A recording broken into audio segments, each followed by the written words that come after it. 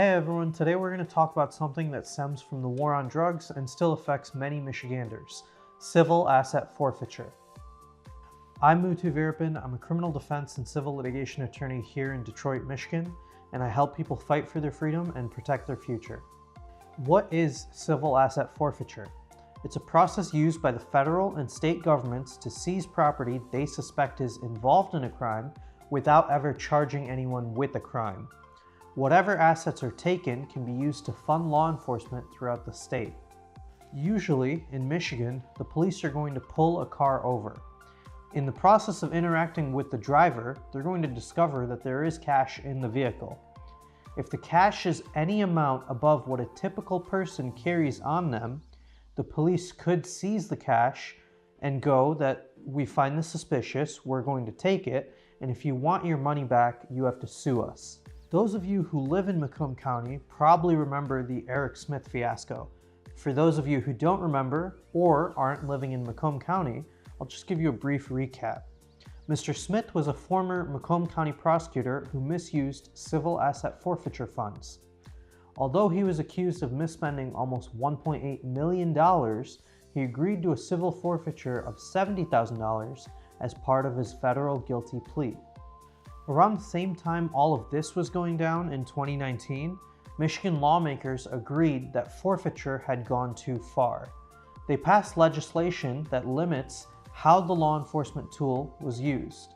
So Michigan previously required a criminal conviction prior to completion of forfeitures involving cash or other property worth $50,000 or less.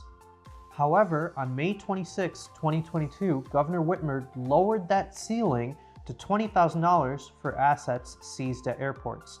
The idea is that the money is seized in association with a drug crime.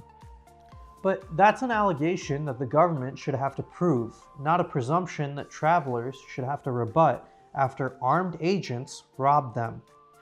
Essentially, both aspects of this law say that if you have a certain amount of money on your person, the government can take it so long as they suspect you. And then you have to pony up more money to sue the government and enforce your 4th and 14th Amendment rights. Another issue here is what happens to your property after it's been seized. For example, if the Macomb County Sheriff retains my property, then I would go to a state court, right? Likely the 16th Circuit Court in Mount Clemens. But what happens if the sheriff gives my property over to the feds? Well, some states, like California, have a scheme where the local law enforcement agency must turn over the seized assets, the feds litigate the issue, and then they return the assets to the original agency after taking a 20% cut.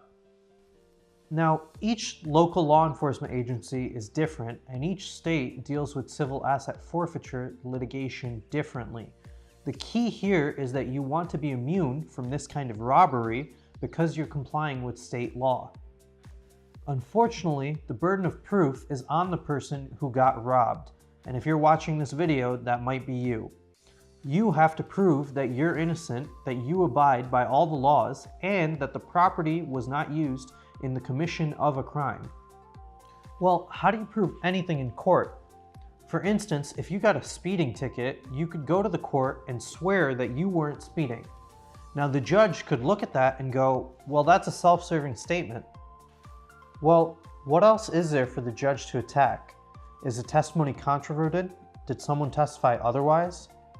You see, if an officer testified to using a radar gun, then that would be a basis for finding you responsible for speeding. So you see how this case is different from the civil asset forfeiture. In a forfeiture suit, you will have to explain that you run a lawful business, you are engaging in lawful activities, and present evidence that supports your case. These new laws have made it easier for the police to seize your property on mere suspicion. That's why you need a fighting chance. We're ready to help you, we're open 24/7, and I'll give you a free consultation. You'll sit with me and we'll review your case and see what options you have. This video is not legal advice and should not be relied on for legal advice. Be sure to consult with an experienced attorney whenever you have legal issues.